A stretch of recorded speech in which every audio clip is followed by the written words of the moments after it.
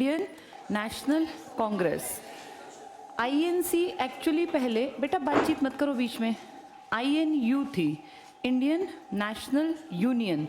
ये हमारे देश की बनी पार्टी थी और एक आदमी थे सुरेंद्र नाथ बनर्जी। ध्यान से सुनना इस कहानी को। इन्होंने पढ़े लिखे थे, बनर्जी, बोस और घोष सरनेम आपको बंगाल साइड में मिलेंगे। तो ये एक पढ़े लिखे आदमी थे। इन्होंने उस ज़माने में एक यूनियन बना दी, नाम रखा इंडियन नेशनल यूनियन। ये 1884 की घटना है। फिर इन्होंने कहा भाई मैं इसकी मीटिंग रखूँगा, तो मीटिंग रखने को डिसाइड किया है, अगले साल मीटिंग रखेंगे, अगले साल तक कुछ मेंबर्स को जोड़ लेंगे। वो मीटिंग डिसाइड हुई 1885 में, लेकिन कहते हैं भैया जो नियति में लिखा है वही होगा। उस मीटिंग में ये खुद नहीं पहुँचे।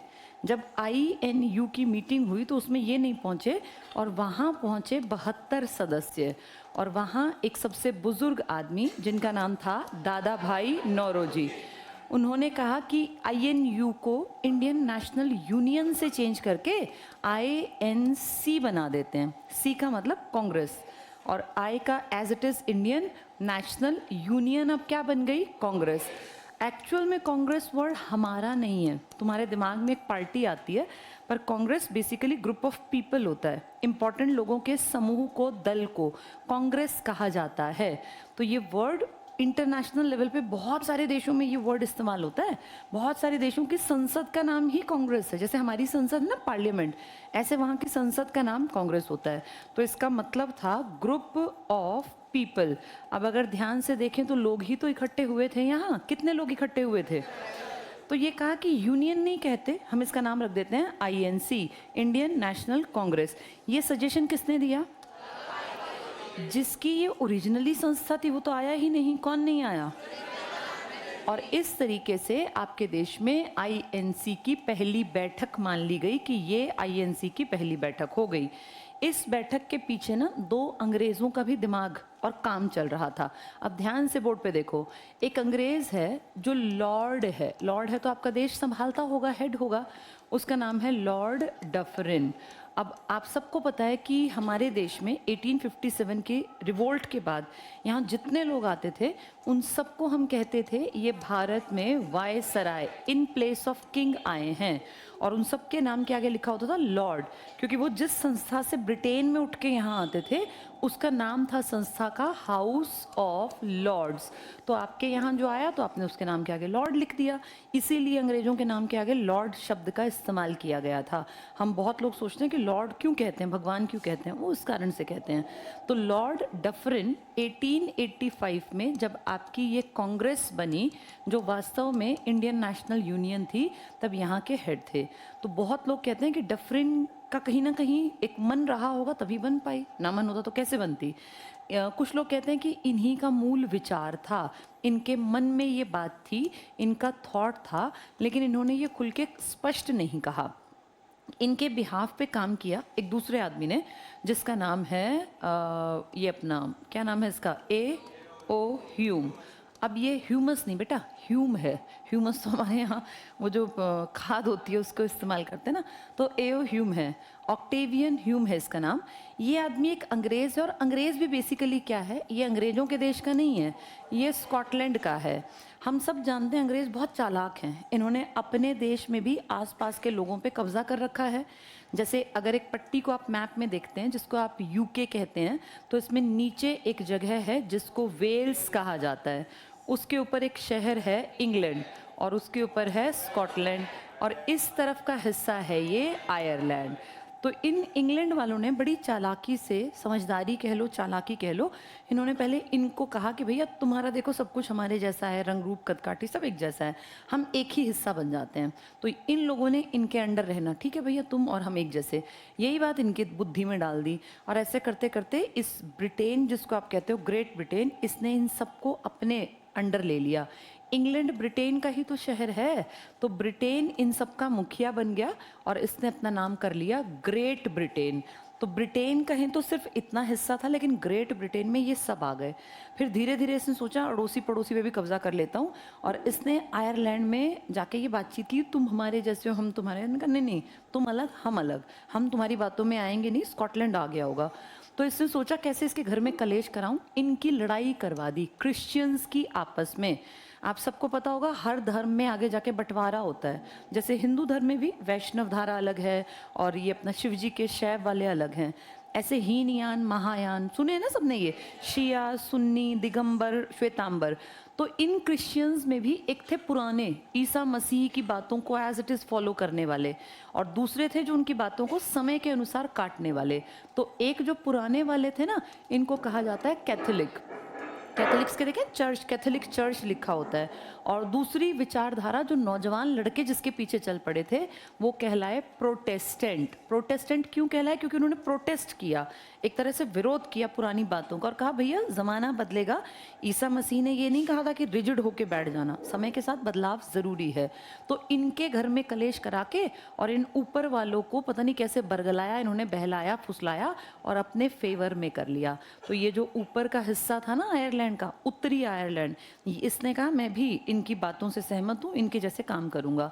तो फिर ये तीनों प्लस आयरलैंड का उत्तरी हिस्सा, इसे नाम दे दिया गया यूनाइटेड किंगडम। इन सब का राजा महाराजा महारानी एक हैं, जो वास्तव में किसके हैं? इंग्लैंड के। यूनाइटेड क्यों कहते हैं समझ में आ गया? ये सारी कहानी है ब्रिटेन की, या इंग्लैंड कह लो, ब्रिटेन कह लो, यूके कह लो, कुछ भी कह लो। अब सोचो ये सब अपने आप को एक मानते हैं, पर हम सब जानते हैं इनका लीडर तो यही है, इससे ऊपर तो कुछ नहीं है। तो स्कॉटलैंड के लड़के भी उस ज़माने में सिविल सर्विसेज के एग्ज़ाम देते थे। इन सबको सिखा रखा था कि हम राज कर रहे हैं और तुम भी पढ़ोगे तो तुम भी राज करोगे इंडिया पे। तो स्कॉटलैंड का एक आदमी जिसका नाम है A.O. ह्यूम, जब ये नौजवान था इसने मेहनत की और ये पेपर पास करके इंडिया में एक बड़े अधिकारी के रूप में आ गया। जब ये आ गया तो कुछ साल काम करके रिटायर भी होगा आदमी, हर आदमी के एज के बाद रिटायर होगा। रिटायर हुआ तो फिर इसने एक तरह से बढ़ावा दिया कि कांग्रेस बननी चाहिए। एक्चुअल में मूल विचार था डफरिन का, लेकिन डफरिन सामने नहीं आए। सामने किसका नाम आया?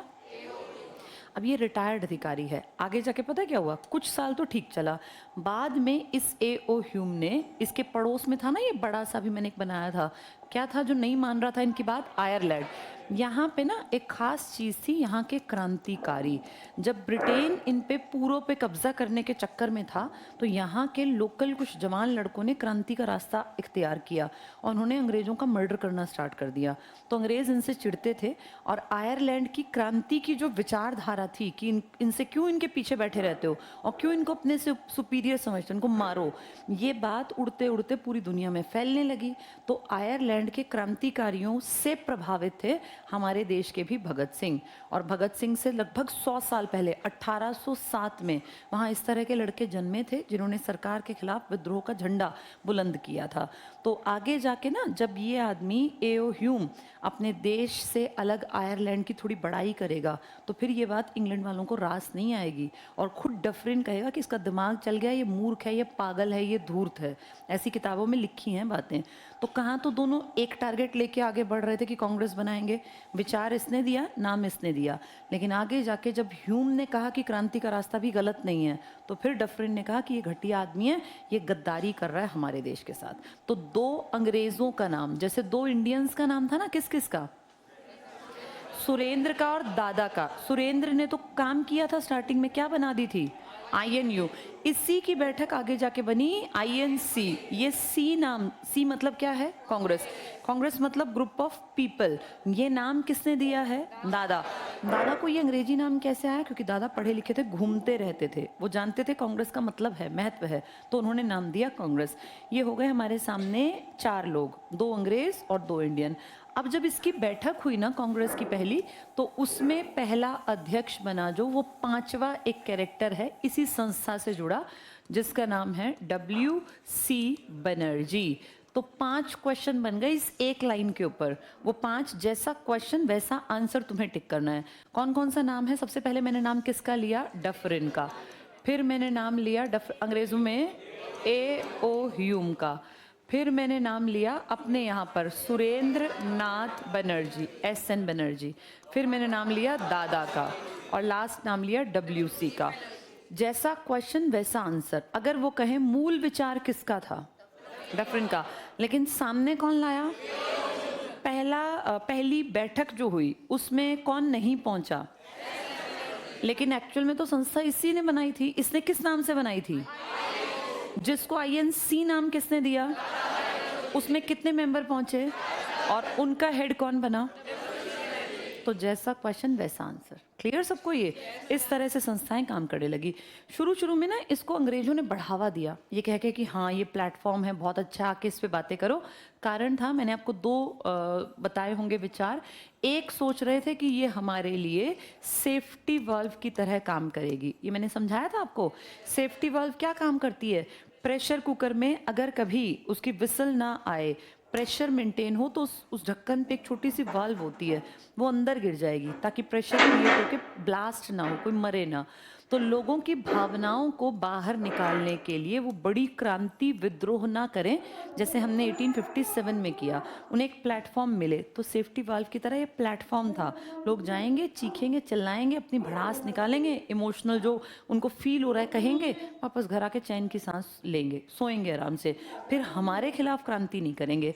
ये थॉट था A.O. ह्यूम का।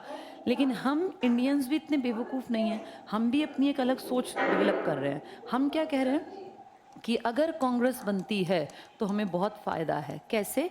हम लोगों पे अंग्रेज़ों के गुस्से की गाज गिरी थी 1857 की क्रांति में। हमारे सारे बड़े लीडर्स दिल्ली में बिल्कुल भरे चौक में फांसी पर लटका दिए थे। तो हमें भी डर था कि भैया ऐसे सारे लीडर्स मरते जाएंगे तो हम तो बिल्कुल देश में कोई लीड ही करने वाला नहीं बचेगा।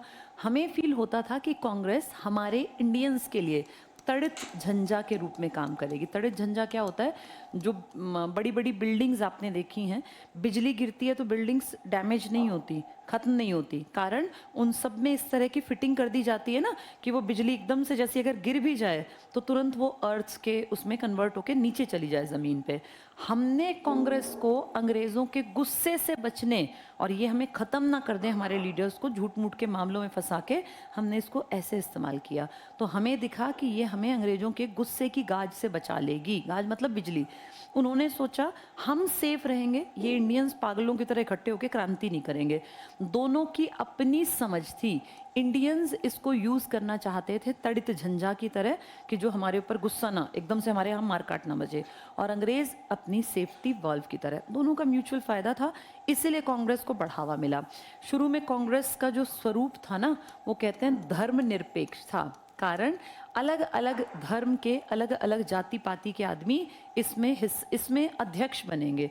जैसे इसमें दादा को अध्यक्ष बनाया जाएगा सेकंड टाइम में। पहला अध्यक्ष कौन बना? भी पीछे लिखा था, डब्ल्यू सी बनर्जी के बाद, बनर्जी हिंदू थे, फिर बने दादा थे पारसी, फिर बने बदरुद्दीन तैयब जी मुसलमान, फिर बने जॉर्ज यूले अंग्रेज क्रिश्चियन।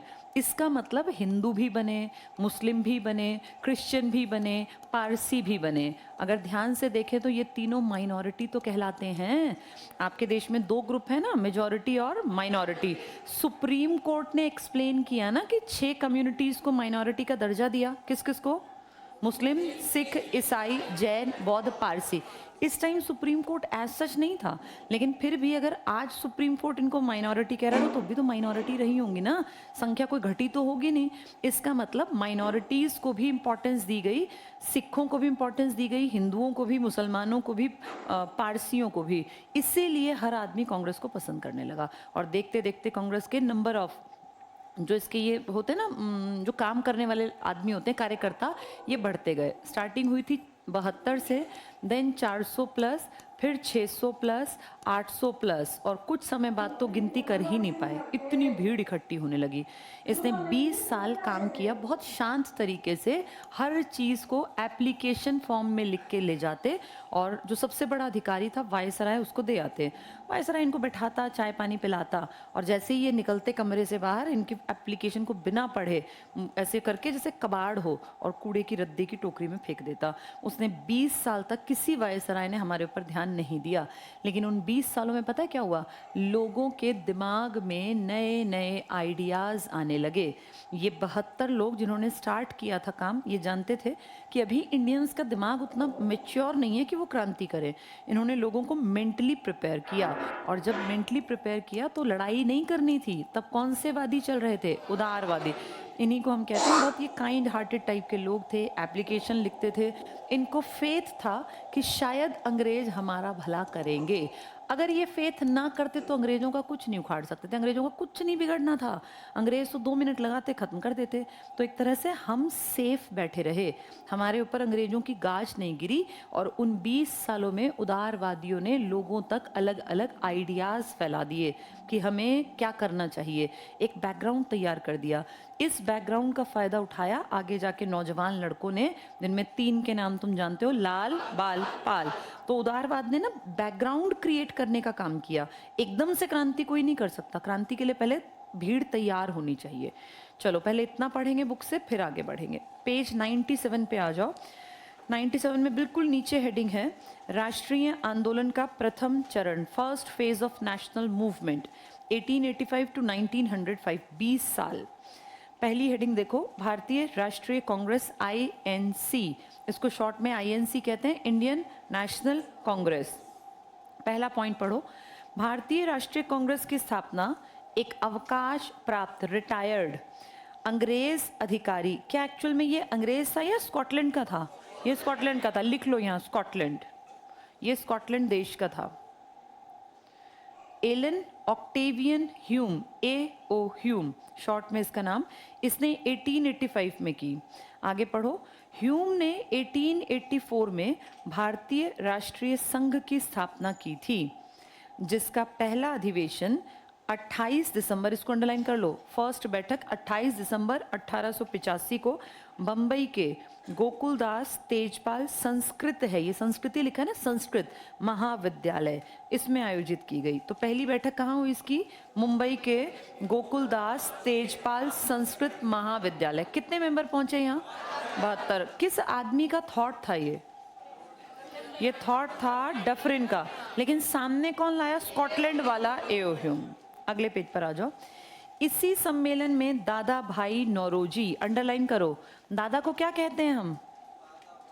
नहीं कहते क्या, इनका फेमस नाम, इनको कहते हैं भारतीय राजनीति, पॉलिटिक्स के पितामह। पितामह कौन होते हैं? जो सबसे बड़े दादा परदादा होते हैं ना, उनको पितामह कहते हैं। तो ये राजनीति के पिताजी नहीं है, राजनीति के पिताजी से भी बड़ी पोस्ट पर है, राजनीति के पितामह। तो भारतीय राजनीति के पितामह कौन कहलाते हैं? दादा भाई नौरोजी। ये नौरोजी ना बेटा उस जमाने के हिसाब से आज के हिसाब से भी बहुत एडवांस है, थोड़ा सा सुन लो। इनका बर्थ ईयर है 1825, आज तुम बैठे हो 2024 में, देखे तो 25 ही मान लेते हैं, 18 से 20 का मतलब कितने साल? 200 साल बीत गए बेटा। 1825 वाले को 2025 अगले साल आ ही तो जाएगा। 200 साल पुराने आदमी के बारे में तुम आज पढ़ रहे हो। 200 साल जिंदा रहे, किताबों में विचारों में कुछ किया होगा तभी ना। ये पहले इंडियन हैं दादा भाई नौरोजी, जिन्होंने अपनी जेब से पैसा खर्च करके लंदन जा जाके वहाँ के लोगों को जगाया कि यार तुम लोग जो लोगों को दुखी कर रहे हो ना, इंडिया में एक्सप्लॉइट कर रहे हो, हमारा देश भी बहुत अच्छा था, एक ज़माने में बहुत आगे था। दादा ने एक बुक लिखी थी जो मैंने आपको बताई होगी, नाम था the party and un British rule in India. इनके योगदान हैं ये, अन ब्रिटिश रूल इन इंडिया। इन्होंने बताया कैसे भारत का पैसा बाहर जा रहा है, धन निष्कासन का सिद्धांत। पहले समझ लेना, फिर मैं लिखने का टाइम दे दूंगी, मैं खुद ही लिखवा दूंगी। पैसा कैसे निष्कासित हो रहा है, निकल रहा है, ये बताया। तो पैसा ड्रेनेज थ्योरी कहते हैं इसे, ड्रेन होती है ना नाली, तो कैसे तुम्हारा पानी के तरह पैसा बहाया अंग्रेजों ने अपने देश में, ये इन्होंने लिखा। तो पानी की ड्रेनेज थ्योरी जैसे पानी की होती है, ऐसे यहाँ पैसे की ड्रेनेज थ्योरी थी, उसके बारे में लिखा इन्होंने। 1867 में, इतने पुराने टाइम में, देश की नेशनल इनकम निकाली। आज नेशनल इनकम एक बड़ी संस्था निकालती है जिसके पास पता नहीं कितने हजार आदमी हैं, कितने लोग उसके पास काम कर रहे हैं, NSSO, CSO, बहुत दुनिया भर के, मतलब लाखों लाखों लोगों को काम दे रखा है कि आप इनकी मदद कीजिए। उस टाइम इनके पास कोई मदद नहीं थी, इन्होंने फर्स्ट टाइम भारत की नेशनल इनकम पर्सनली सारी चीज़ें गिन गिना के तब निकाली। सोचो कितने पढ़े लिखे और काबिल रहे होंगे। और इन्होंने कहा था कि भारत कोई गरीब देश नहीं है, भारत के पास उस जमाने में प्रति व्यक्ति जो पर कैपिटा इनकम थी वो 20 रुपए थी। तब 20 रुपए बहुत कीमती थे, यानी इंडिया एक रिच कंट्री था। इन्होंने ये दिखाया। और ये घटना बेटा क्रांति के 10 साल बाद की है। क्रांति कब हुई थी? 1857 ना, तब तक तो 100 साल हो गए थे पैसा ढोते ढोते, क्योंकि अंग्रेज तो 1757 से पैसा ढो रहे थे, इनफैक्ट उससे भी पहले से। तो इन्होंने बताया कि देखो तब भी तुम अमीर थे। उससे अगले 90 साल इंडिया को बुरी तरह से खत्म किया जब वायसराय यहाँ के हेड हुए, महारानी ब्रिटेन ने खूब पैसा यहाँ से उठाया। तो इस तरह की बातें करने वाला आदमी कितना पढ़ा लिखा और काबिल रहा होगा। और इनको कांग्रेस ने भी अपने सबसे बड़ी पोस्ट पर, कौन सी थी सबसे बड़ी पोस्ट, अध्यक्ष की कुर्सी पर 3 बार बैठाया। लास्ट अध्यक्ष ये बेमन से बने थे और कह सुन के लोगों ने बनाया था। जब ये बने थे तो 1906 में ये अंतिम बार बने। इसके बाद इन्होंने कहा भाई मेरी हो गई उम्र, अब मैं कब तक अध्यक्षता करता रहूंगा। 1825 का आदमी 1906 में, तुम खुद सोचो 81 ईयर्स के आसपास उम्र आ गई। तो फिर बाद में इन्होंने कहा मैं सजेशंस दे दूंगा लेकिन मैं अध्यक्ष नहीं बन के बैठूंगा। तो दादा का योगदान बहुत बड़ा है, इसलिए क्या कहलाते हैं ये, राजनीति के पितामह। ये grand old man of Indian politics इनका उपनाम है। चलो पढ़ो अब आगे। अब यहाँ ऊपर 3 लाइनें लिख लो, इस पेज पे ऊपर जगह है ना, दादा भाई नौरोजी के ऊपर फर्स्ट लाइन में लिखो बुक, और बुक का नाम लिख लो the party and un British rule in India.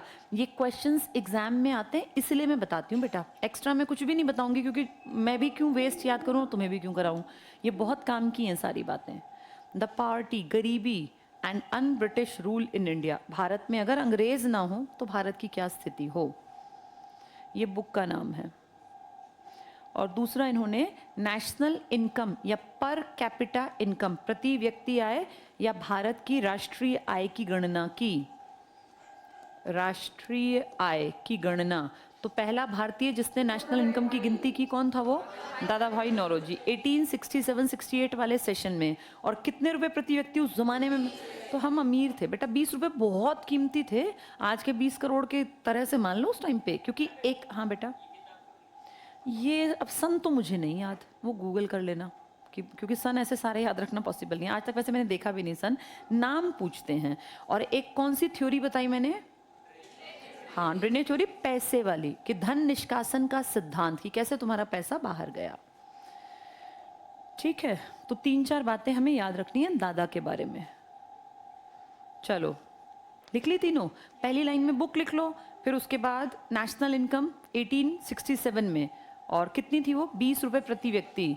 और तीसरा लिख लेना ड्रेनेज थ्योरी, धन का निष्कासन का सिद्धांत। बस 3 बातें याद रखना, अभी आगे पढ़ेंगे फिर आगे बढ़ेंगे। इनके जैसे सन भी बाद में जाके पढ़ेंगे कि भाई कब कब अध्यक्ष रहे, वो अध्यक्ष का एक टेबल पढ़ेंगे तब जोड़ लेंगे। चलो अब वापस से आओ, पहला पॉइंट फिर से पढ़ के देखो। इसी सम्मेलन में दादा भाई नौरोजी के सुझाव पर भारतीय राष्ट्रीय संघ का, इसके ऊपर लिखो INU, भारतीय राष्ट्रीय संघ का मतलब INU का नाम बदलकर इन भारतीय राष्ट्रीय कांग्रेस INC लिख लो, शॉर्ट में लिख लो, फिर तुम्हें याद रहेगा। INU को INC कर दिया। किसने कहा C बना दो, दादा ने। और दादा ने किस चीज की गिनती की थी और कौन सा सिद्धांत दिया था, ड्रेनेज, धन के निष्कासन का। कौन सी किताब लिखी थी famous, the poverty and un British rule in India. कई बार विदेशों के चक्कर काटे इन्होंने।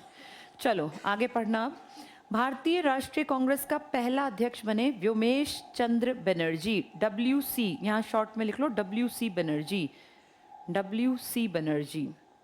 आगे पढ़ना। कांग्रेस के पहले अधिवेशन में कुल 72 सदस्य, इसको टिक कर लो, 72 सदस्य। प्रमुख के नाम पढ़ लो, दादा भाई नौरोजी जो कि फेमस पढ़े हमने, फिरोज शाह मेहता भी बहुत बड़े आदमी थे, और एक इसमें टिक करना, बस ये मेन 2 ही आदमी थे। अगला पढ़ो, भारतीय राष्ट्रीय संघ जिसका अधिवेशन पुणे में होना था, इसको टिक करो, INU लिखो इसके ऊपर, भारतीय राष्ट्रीय संघ के ऊपर INU।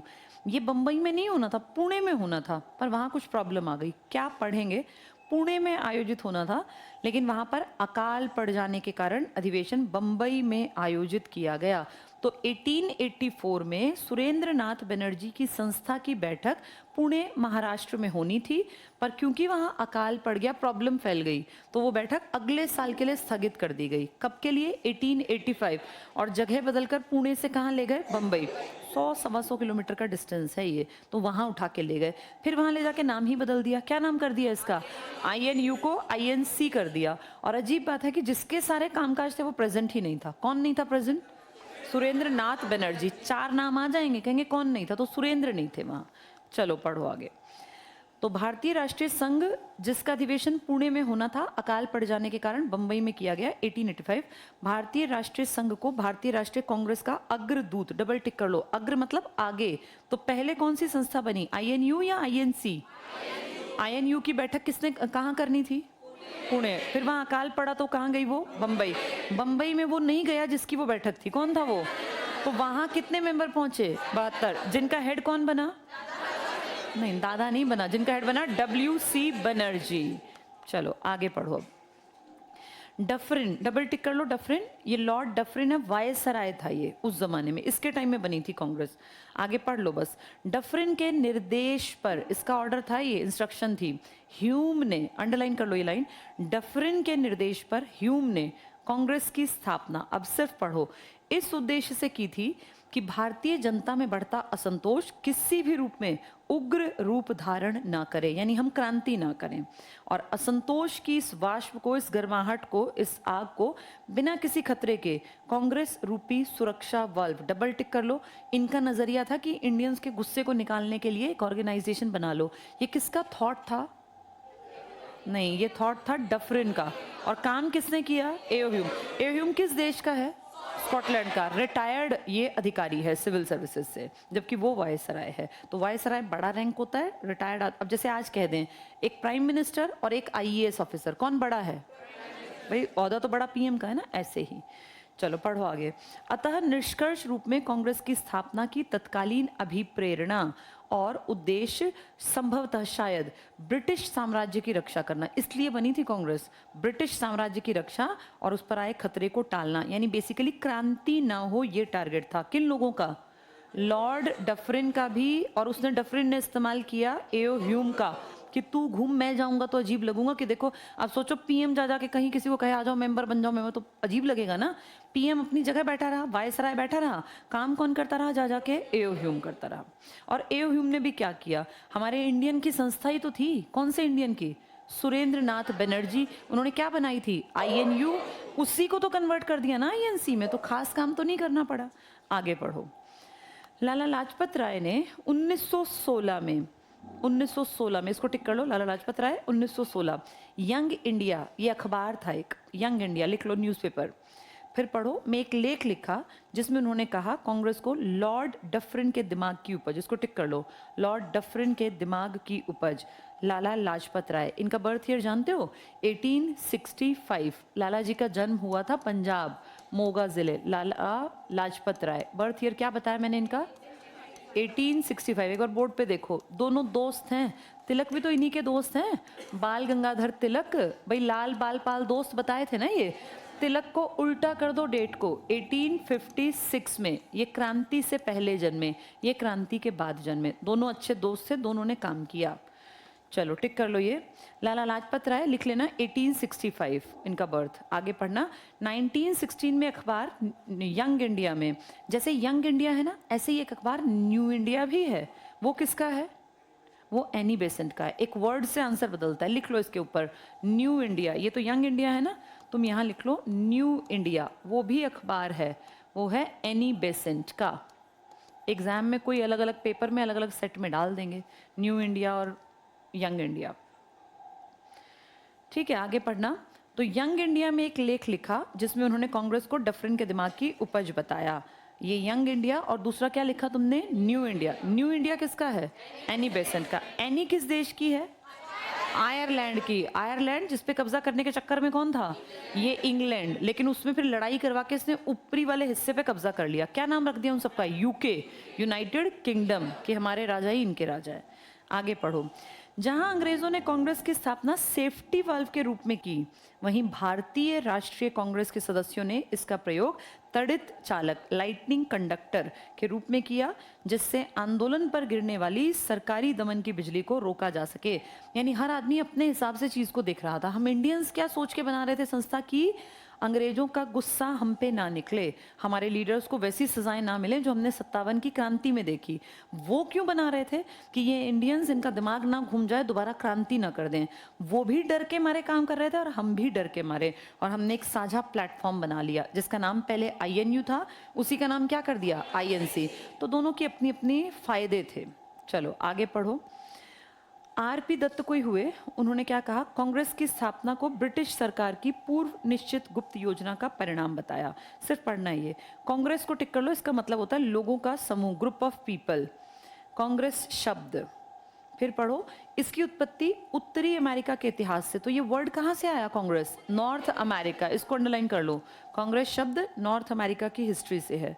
भारतीय राष्ट्रीय संघ, इसके ऊपर लिखो INU, INU। कांग्रेस की पूर्वगामी, पूर्व मतलब पहले की संस्था, इसकी स्थापना का विचार अंडरलाइन करना, सबसे पहले डफरिन के दिमाग में आया। विचार किसका है? लेकिन डफरिन तो सबसे बड़ी पोस्ट पे, घर घर नहीं जा सकता, गांव गांव, तो उसने काम किससे करवाया? एओ ह्यूम। एओ ह्यूम किस रैंक का अधिकारी है? रिटायर्ड, उस जमाने का इंडियन सिविल सर्वेंट। कहां से आया सर्वेंट बनने? स्कॉटलैंड से। आगे पढ़ना, भारतीय राष्ट्रीय संघ को INU फिर से लिख लो, संस्था का रूप एलन ऑक्टेवियन ह्यूम ने दिया। एओ ह्यूम ने INU को संस्था बना दिया। कांग्रेस के पहले अधिवेशन में सुरेंद्रनाथ बनर्जी ने हिस्सा नहीं लिया, डबल टिक कर लो, जबकि इन्होंने क्या बना रखी थी? इन्हीं की संस्था, और यही नहीं आए, यहां लिख लो, हिस्सा नहीं को डबल टिक कर लो। नेक्स्ट, कांग्रेस के पिता कहलाते हैं एओ ह्यूम, इसको भी डबल टिक करो, इंपॉर्टेंट है। पिता कौन है? एओ ह्यूम। 5 लोगों के नाम हैं, एक एओ ह्यूम का, एक लॉर्ड डफरिन का, एक सुरेंद्रनाथ बनर्जी का, एक दादा भाई नौरोजी का, एक WC बनर्जी का। अगर कहें किसके दिमाग की उपज है, विचार है, तो डफरिन, लेकिन काम कर रहा है घूम घूम के ह्यूम। हमारा इंडियन अध्यक्ष बना WC बनर्जी। बनर्जी जिस संस्था के हेड बने, वो संस्था पहले ही बन गई थी, किसके द्वारा? सुरेंद्रनाथ बनर्जी। उस संस्था का नाम INU से INC करने वाले थे दादा भाई नौरोजी। तो 5 क्वेश्चन बन गए एक संस्था के ऊपर। चलो पढ़ो। तो एओ ह्यूम को इसका जनक कहते हैं, पिता कहते हैं, जबकि ये वर्ड कौन लेकर आया था इंडिया में? नहीं, इंडिया में कांग्रेस शब्द किसने इस्तेमाल किया? दादा ने। और कांग्रेस कहां से आया? नॉर्थ अमेरिका के इतिहास से, शब्द तो वही लाए ना। नेक्स्ट पढ़ना, कांग्रेस के बारे में ये डफरिन कहते हैं, वो जनता के अल्पसंख्यक वर्ग का प्रतिनिधित्व करती है जिसकी संख्या सूक्ष्म है। नेगेटिव बोल रहे हैं डफरिन इसके बारे में, जबकि विचार इसी ने दिया था बनाने का। वायसराय करजन, ये आगे जाके आएंगे और यही बंगाल का बंटवारा करेंगे 1905 में। ये क्या कहते हैं? कांग्रेस अपनी मौत की घड़ियां गिन रही है। भारत में रहते हुए मेरी एक सबसे बड़ी इच्छा है कि मैं उसे शांतिपूर्वक मरने में मदद करूं। अब तुम्हें पढ़ के क्या लग रहा है? अंग्रेज कांग्रेस के पक्ष में बातें कर रहे हैं, विपक्ष में? देखो, 2 बड़े आदमी, एक तो बनवाने वाला डफरिन और फिर एक लॉर्ड करजन जो बंटवारा करेगा।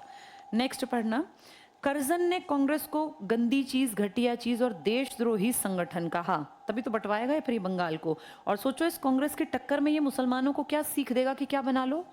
मुस्लिम लीग। तो कांग्रेस से चिढ़ता है तभी ये सब काम कर रहा है ना। बंकिम चंद्र चटर्जी जो हमारे इंडियन है, क्या योगदान है बंकिम चंद्र चटर्जी का बताओ? वंदे मातरम। कब किया बंकिम चंद्र चटर्जी ने काम? इन्हीं को चट्टोपाध्याय भी कहते हैं, चट्टोपाध्याय, एक ही चीज है ये, चटर्जी चट्टोपाध्याय। पहला पॉइंट, इन्होंने 1874 में एक कागज में लिख दिया था वंदे मातरम, पर ये इसको लिख के शाम को ऐसे इनका मन दुखी था, इन्होंने वंदे मातरम एक कविता सी लिखी और अपनी अलमारी के कोने में रख दी। इनको खुद भी याद नहीं रहा, बस वो इमोशंस बाहर निकाले। पहले सुनो बेटा, समझो, लिखा तो गूगल पे है पर याद नहीं रहेगा। ये भूल गए बाद में इस काम को करके। फिर कुछ समय बाद जब इंडियंस बहुत दुखी रहने लगे, 1882 में इन्होंने एक उपन्यास लिखा जिसको नाम दिया गया आनंद मठ। मठ होता है जहाँ सन्यासी रहते हैं, तो सन्यासियों ने एक विद्रोह किया था जिसको बहुत बुरी तरीके से कुचल दिया गया था और बहुत सारे सन्यासी, निहत्थे लोग भी मारे गए थे। तो सन्यासी विद्रोह का वर्णन करता एक उपन्यास है आनंद मठ, जो बंकिम चंद्र ने लिखा। और इनके मन में वो इमोशंस दोबारा से जागे कि अपनी ज़मीन, अपनी मिट्टी कैसे हम एक्सप्लॉइट कर रहे हैं। तो वो कागज़ जो इन्होंने 10 साल 8 साल पहले लिखा था ना, वो कागज़ उठा के निकाला और कहा ये यहाँ फिट कर देता हूँ नॉवल के बीच में। जैसे जब ओरिजिनल कॉपी बन रही थी तो उस नॉवल के बीच में जहाँ इमोशंस निकालने थे वहाँ ये कागज़ का टुकड़ा फिट कर दिया और कहा इसको छपवा दो, ये एक नॉवल छपना था। तो वो कागज़ जो पहले इनकी अलमारी के कोने में बंद था, वो नॉवल तो बिकेंगे ना, तो वो हर घर तक पहुंच गया। ऐसे करते करते लोगों के मुंह पे चढ़ गया वंदे मातरम। अब ये फेमस किसने किया? तीसरा पॉइंट, 1896 में सबसे पहली बार वंदे मातरम गाया और गाने वाला लड़का था उस टाइम पे टैगोर। टैगोर ने खड़े होकर, जैसे तुम बैठे हो ऐसे संसद, ये अपना कांग्रेस बैठी थी और कांग्रेस के अधिवेशन में उन्होंने कहा भी मैं कुछ सुनाना चाहता हूँ। नॉवल उस टाइम पढ़े लिखे लोगों को पढ़ने का शौक था, तो वहाँ खड़े होकर इन्होंने गाया था वंदे मातरम पूरा सिस्टमैटिक तरीके से। तो फिर खूब तालियों की गड़गड़ाहट, और यहाँ से फिर ये ना हर जवान लड़के के मुंह पे चढ़ गया। जैसे आजकल लोग कुछ भी मुंह पे गाने लगते ना, ऐसे उस टाइम पे लड़के ये गाया करते थे वंदे मातरम, और फिर पूरे देश में ये फैल गया कि भाई बहुत बढ़िया लिखा है। तो इसकी 3 सन आपको याद रखने हैं। 1874 लोग नहीं जानते क्योंकि तब ये एक कागज के टुकड़े पर था, तो लोगों तक तो नहीं पहुंचा था। पहली बार लोगों तक कब गया ये? 1882 में। और फिर जब कोई गा के दिखा दे तो गाने की धुन भी समझ में कि हाँ ऐसे गाना चाहिए, ये 1896 में टैगोर ने फेमस किया। आगे जाके ये टैगोर फिर लिखेंगे जन गण मन, और वो गाएंगे 1911 में, फिर वो छपेगा 12 में, फिर 13 में इनको प्राइज मिलेगा नोबेल पुरस्कार। तो पहले इनके बारे में बातचीत कर ली हमने। आ गया समझ में ये? बंकिम चंद्र चटर्जी, ऊपर कहीं भी एक नाम लिख लो, बंकिम चंद्र चटर्जी, किताब में पन्ने के ऊपर सफेद जगह लिख लो, 3 बातें लिखनी है बस। बंकिम चंद्र चटर्जी, पहला पॉइंट लिखना, 1874 वंदे मातरम लिखा, ये रफ में किया था ये काम, लेकिन फेमस हुआ आनंद मठ में छपने के बाद। 1882 आनंद मठ, ये उपन्यास है, नॉवल, इसमें छपा, और सन्यासी विद्रोह का वर्णन है। पूछ लेते हैं आनंद मठ में क्या है, तो सन्यासी विद्रोह का वर्णन, और गाया गया 1896 में, पहली बार गाया गया। और गाने वाला आदमी कौन था? रविंद्रनाथ टैगोर। ये टैगोर, बनर्जी, घोष, बोस सब किस तरफ के हैं? ये बंगाल की बेल्ट के, बंगाल, बिहार, उड़ीसा, तब एक था बांग्लादेश भी। ठीक है, तो हमें 3-4 बातें याद, जैसे दादा के बारे में याद रखना है। किताब का नाम बताओ, the poverty and un British rule in India. किस चीज की गिनती की उस जमाने में? National income, per capita income. किस सन की बात है ये? 1867 में। और कौन सी वो थ्योरी दी थी वो? हाँ, ड्रेनेज थ्योरी। किस चीज की ड्रेनेज? पैसे की, पानी नहीं, पानी की तरह पैसा बहा था। चलो बहुत बढ़िया, अब आगे पढ़ते हैं। तो पहला अध्यक्ष हो गया, हम कहाँ पहुंचे? लॉर्ड डफरिन के दिमाग की उपज हो गया, सेफ्टी वाल्व हो गया। और क्या कहा इन्होंने कि भैया ये जो है कांग्रेस, ये क्या है? बुराई करने लग गए थे ना, ये डफरिन बुराई कर रहे हैं। आगे हमने पढ़ा हमारे वाले, तो बंकिम चंद्र चटर्जी ने कहा कांग्रेस के लोग पदों के भूखे हैं, यानी इन लोगों को बड़ी पोस्ट चाहिए, अध्यक्ष बनना, इनको सचिव बनना, इनको देश से कोई मतलब नहीं है, बुराई कर रहे हैं एक तरह से इसकी। लाला लाजपत राय ने क्या कहा? कांग्रेस सम्मेलनों को शिक्षित भारतीयों के वार्षिक राष्ट्रीय मेले, यानी ये मेला भरता है 3 दिन, लोग जैसे मेले में घूमने जाते हैं ना तैयार होके कपड़े बांध के, चलो भैया कांग्रेस का मेला भर रहा है वहां चलेंगे, आराम से रहेंगे, टेंट में सोने को मिलेगा, खाने को मिलेगा। तो लाला लाजपत राय जी कह रहे थे कि कांग्रेस भी ना टाइम पास का काम बन गई है। ये सब लोग बुराई कर रहे हैं, स्टार्टिंग में गड़बड़ चल रही है, इसका मतलब कांग्रेस बढ़िया काम नहीं कर पा रही। लाला लाजपत राय जी क्यों बुराई कर रहे हैं, थोड़ा आइडिया लगा सकते हो? लाल बाल पाल तो गरमपंथी है ना, तो इनको तो वो टाइम पास दिखेगा ना कि भैया ये क्या करते हैं, 3 दिन मजे करते हैं और फिर अपने घर, किया क्या देश के लिए, तो इसलिए बुराई चल रही है अभी। चलो अगले इस पर आ जाओ। अश्विनी कुमार दत्त कोई हैं, सिर्फ पढ़ते चलो, ने कांग्रेस के सम्मेलनों को 3 दिनों का तमाशा कहा।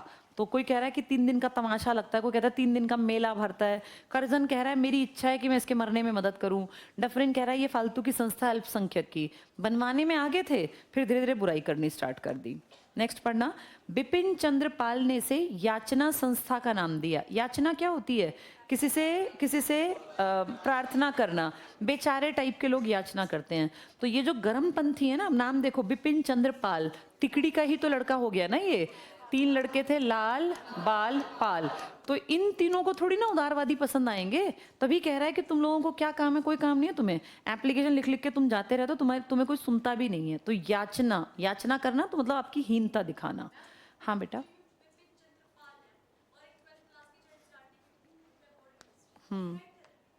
नहीं, वो तो अब के हैं बेटा, ये तो पुराने थे।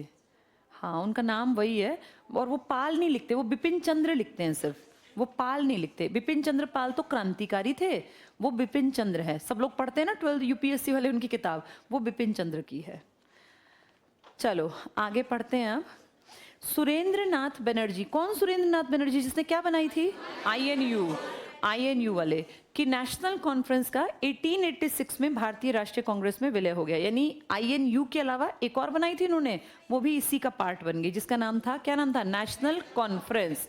तो इन्होंने कॉन्फ्रेंस में सी आता है ना, देखो INU बनाई, फिर इन्होंने कभी INC भी बनाई, लेकिन उस सी का मतलब क्या था, इंडियन नेशनल कॉन्फ्रेंस, उसका नाम था इंडियन नेशनल यूनियन। ये बनाई थी 1884 में, ये बनाई 1886 में। इसी का नाम बदल के कर दिया गया था कांग्रेस, और बाद में इस कॉन्फ्रेंस को भी किसका हिस्सा बना दिया, कांग्रेस। यानी इस संस्था को बनाने में किस आदमी ने बहुत योगदान दिया, सुरेंद्र नाथ बनर्जी ने, उनकी ही INU थी, उन्हीं की कॉन्फ्रेंस थी, दोनों को मिला के INC बनी। चलो आगे पढ़ो अब इसमें, ये कॉन्फ्रेंस वाली लेट बनी थी 1886 में। बंबई में कांग्रेस का अधिवेशन होने से पहले ये अधिवेशन पुणे में प्रस्तावित था, फिर क्या दिक्कत हो गई, अकाल पड़ गया, कोई कहता है प्लेग फैल गया, कोई कहता है अकाल पड़ गया। दिसंबर 1885 में बंबई में हुए पहले अधिवेशन, इसको टिक कर लो, 1885 दिसंबर बंबई, शामिल 72 प्रतिनिधि, 72 मेंबर्स, सभी अंग्रेजी पढ़े लिखे लोग थे। मैंने आपको क्या कहा, दिमाग बदलना एकदम से पॉसिबल नहीं होता, सबसे पहले लोगों के बीच में विचार भेजने होते हैं। तो 72 लोग जितने आए, क्या ये अनपढ़ थे या सब पढ़े लिखे और अमीर भी थे? एक और खास बात बेटा, इन सब के नाम में कहीं ना कहीं तुम्हें अमीरी छलकेगी। बहुत गरीब आदमी जो है ना, उससे आप देशभक्ति एक्सपेक्ट नहीं कर सकते। मैं ये नहीं कह रही कि वो होता नहीं है, लेकिन एक्सपेक्ट इसलिए नहीं कर सकते क्योंकि सबसे पहले बेसिक चीज है, आदमी अपना पेट भरेगा। अगर वो सुने ना, भूखे पेट ना होए भजन, कुछ इस तरह का कहते हैं कि अगर आप पेट से भूखे हैं ना तो भगवान का भजन भी नहीं कर सकते। जो बहुत गरीब आदमी है ना, उसको टेंशन होती है मेरा पेट कैसे भरेगा, मेरा परिवार कैसे चलेगा। उसको आप कहो देश के लिए ये करो वो करो, तो बड़ा मुश्किल है उसके लिए, क्योंकि बेसिक नीड में देशभक्ति नहीं आती, देशभक्ति सिखाई जाती है। पेट भरा होगा तो देशभक्ति अच्छी लगती है। तो जितने लोग 72 आए थे ना, आप इन सब का बैकग्राउंड पढ़ के देखना, इनमें से कोई बहुत गरीब नहीं था। आगे जाके बहुत सारे गरीब लड़के इसके मेंबर बनेंगे, वो तो HRA के भी बनेंगे, HSRA के भी बनेंगे, लेकिन एक होता है कि भाई मूल विचार, तो विचार उसके दिमाग में आते हैं जिसका पेट भरा हो। तो विचार शुरुआत में तो 20 साल विचार ही तो काम कर रहे थे, शुरू में क्रांति थोड़ी ना आई थी। आप खुद देखो, भगत सिंह का बैकग्राउंड पढ़ो, भगत सिंह एक अच्छे खाते पीते खानदान के थे।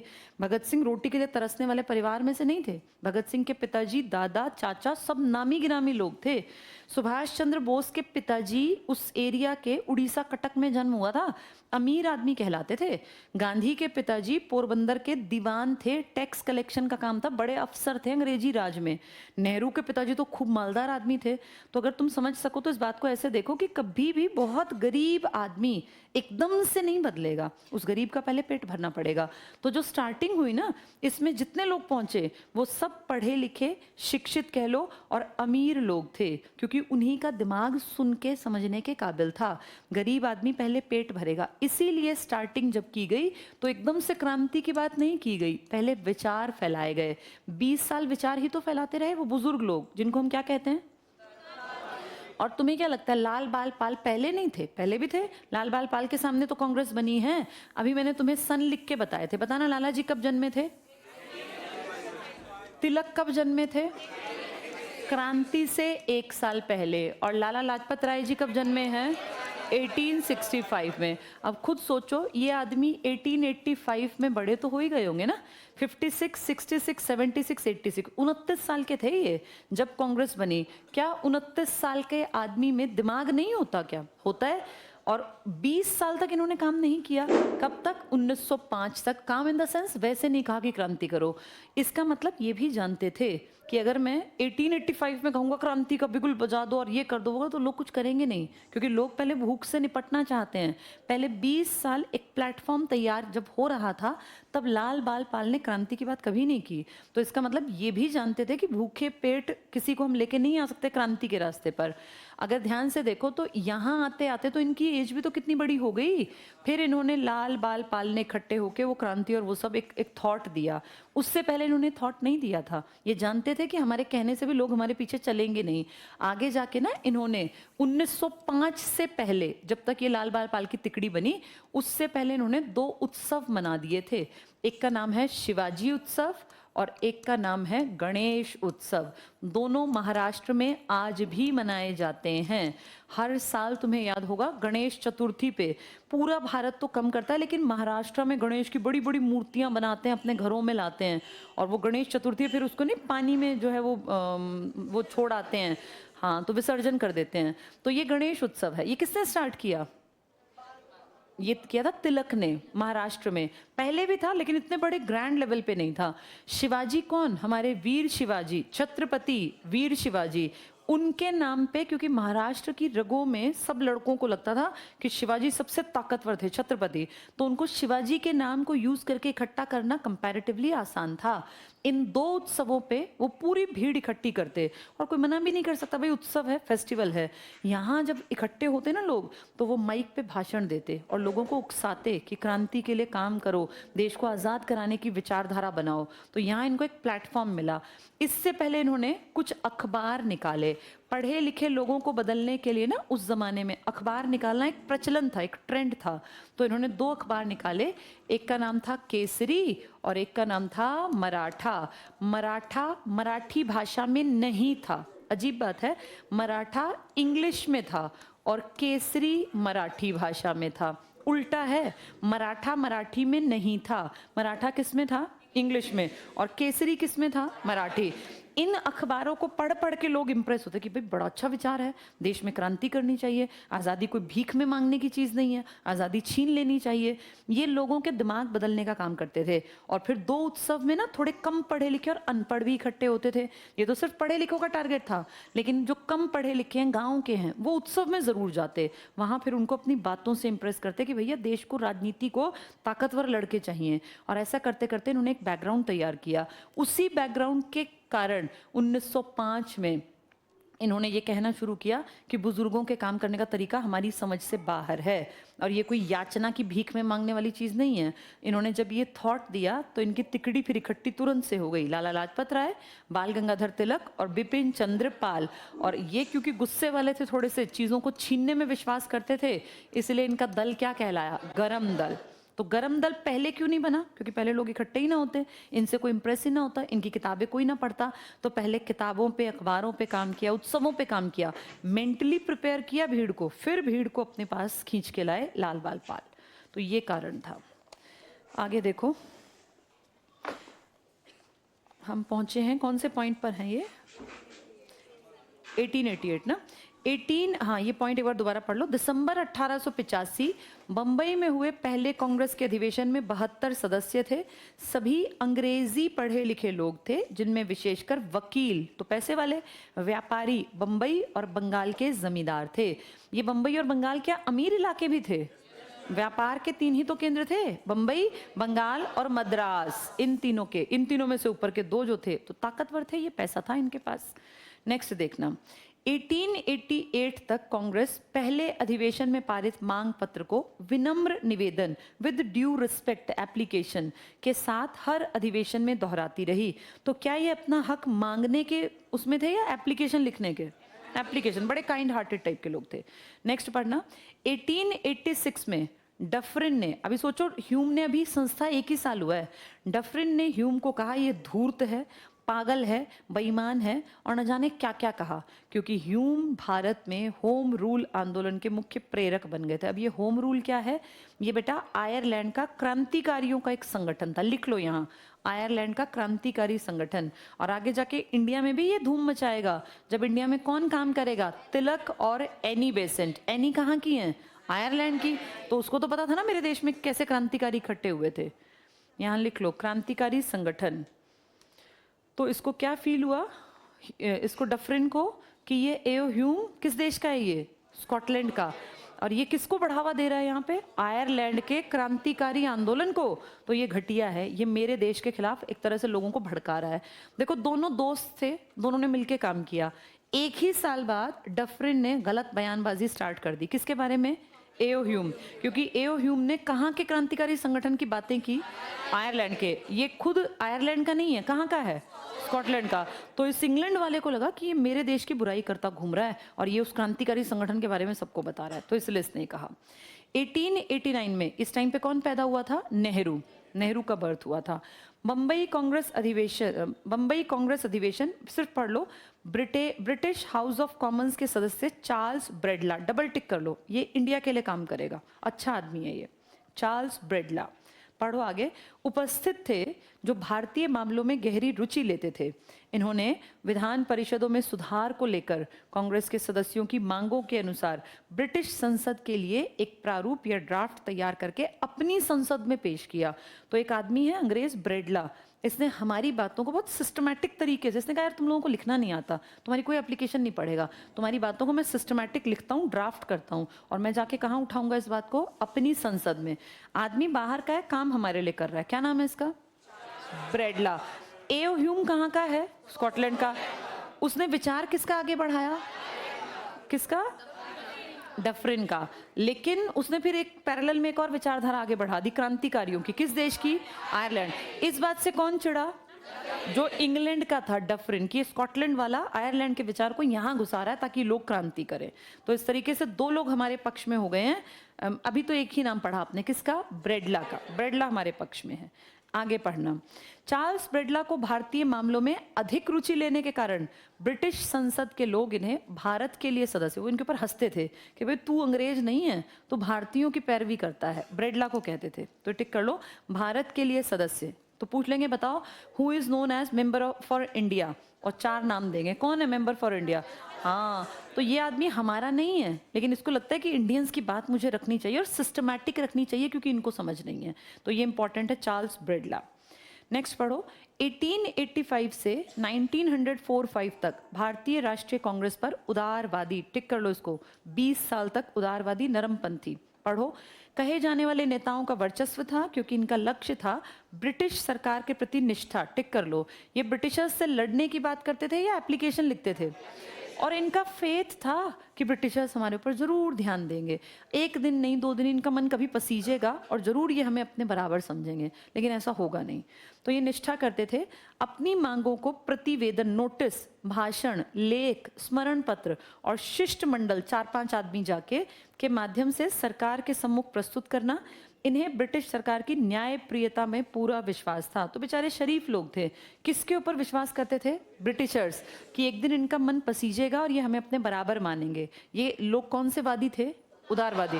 क्या इस टाइम कोई भी पैदा नहीं हुआ था क्रांति की सोच रखने वाला? थे, लेकिन वो अपना थॉट क्यों नहीं बढ़ा पाए? क्योंकि लोग तैयार ही नहीं थे। तो सोचो इन बुजुर्गों ने उस जनता को तैयार किया, इन्होंने बहुत काम किया जो दिखता नहीं है। नेक्स्ट पढ़ो। नरमपंथी या उदारवादी कहे जाने वाले प्रमुख नेताओं में दादा भाई नौरोजी। दादा की बुक का नाम? The party and un British rule. किस सन की per capita income, national income निकाली? 1867 की। और एक और काम, कौन सी थ्योरी थी वो? ड्रेनेज थ्योरी, धन निष्कासन का सिद्धांत। सुरेंद्र नाथ बनर्जी कौन सी बनाई थी इन्होंने? 2 संस्थाएं, एक INU और एक इंडियन नेशनल कॉन्फ्रेंस। कॉन्फ्रेंस बनी थी 86 में और यू बनी थी 84। 86 वाली को भी आगे जाके किस में ऐड कर दिया? INC में, इंडियन नेशनल कांग्रेस। ये नाम किसने दिया? दादा। और ये नाम हमारा तो नहीं है, कहां से आया? नॉर्थ अमेरिका के इतिहास से आया ये नाम। चलो पढ़ो आगे। तो सुरेंद्र नाथ बनर्जी जो पहुंचे ही नहीं पहली बैठक में, एब्सेंट थे, लिख लो यहाँ, एब्सेंट इन फर्स्ट मीटिंग। पहली मीटिंग में इसी की संस्था और यही नहीं पहुंचे। फर्स्ट मीटिंग AB लिख लो, एब्सेंट। गोपाल कृष्ण गोखले, ये तो बड़े चालाक दिमाग वाले आदमी हैं। ये लास्ट मोमेंट पे नहीं अपना खेल खेलेंगे और किसके सारे काम पे पानी फेर देंगे? तिलक के। तिलक ने कहाँ काम कर रखा था? नागपुर में ना। एन मौके पे आके क्या बोले? नागपुर में बैठक नहीं होगी। बैठक कहाँ होगी? सूरत में। तो ये बहुत चालाक हैं। और ये किसके राजनीतिक गुरु हैं? गांधी के। गांधी ने कहा था ये मेरे पॉलिटिकल गुरुजी हैं, यहाँ लिख लो, गांधी के राजनीतिक गुरु। और गुरुजी का साथ बस 1-1.5 महीने मिला। जनवरी में गांधी जी लौटे थे, 9 जनवरी 15, फरवरी में ये मर भी गए, 15 में ही चले गए ये। ठीक है, तो गांधी के राजनीतिक गुरु। आगे पढ़ना। फिरोज शाह मेहता थे, मदन मोहन मालवीय थे। तो ये बड़े बड़े उम्रदराज लीडर्स। आगे पढ़ो। उदारवादी नेताओं ने अपनी मांगे मनवाने के लिए ब्रिटेन में, अंडरलाइन करो, ब्रिटेन में दादा भाई नौरोजी की अध्यक्षता में। तो इसका मतलब दादा कहाँ जाते रहते थे लगातार? ब्रिटेन में, अपनी जेब से खर्चा करके जाते थे। नेक्स्ट पढ़ना, सिर्फ पढ़ लो। 1888 में विलियम डिग्बी की अध्यक्षता में लंदन में ब्रिटिश कमेटी ऑफ इंडिया की स्थापना की गई।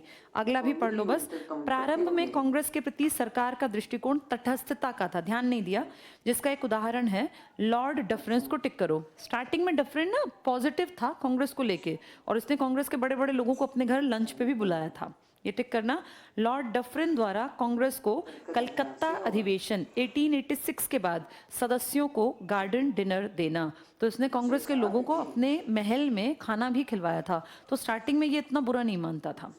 नेक्स्ट पढ़ लो बस। उदारवादियों का आंशिक दबाव, टिक करो। इनका दबाव बुजुर्गों का ज्यादा था या आंशिक था? आंशिक क्या होता है? बहुत थोड़ा, अंश मात्र, ज्यादा दबाव नहीं था, आंशिक दबाव, ठीक है। इसके बाद बस इसमें कुछ नहीं है, थर्ड लाइन पीछे टिक करना। ये सुधार अपर्याप्त थे, अंग्रेज जो कर रहे थे ना वो ठीक नहीं था, मतलब पर्याप्त नहीं था और असंतोषजनक थे। चलो इसके बाद लास्ट बस ये कल पढ़ेंगे फिर सारे, क्योंकि ये छोटी छोटी चीजें होके सेकंड में तब्दील होंगी, तो कल उसका बेस पढ़ के तब आगे बढ़ेंगे।